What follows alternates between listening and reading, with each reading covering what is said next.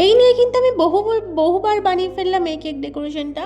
তবে তোমার সবার খুব পছন্দ, সবাই যার জন্য এই কেকটা বারবার আমার কাছে অর্ডার করার, পার্সোনালি আমারও বড্ড ভালো লাগে এই ডেকোরেশনটা। আর তোমাদের কার কার আমার কেকের ভিডিও দেখতে ভালো লাগে তোমরা কিন্তু অবশ্যই একটা ছোট কমেন্ট করে জানিও, প্লিজ একটা কমেন্ট করে জানিও। আমি প্রত্যেক দিনই বলি কমেন্ট করে জানিও, বাট কেউই কমেন্ট করে না।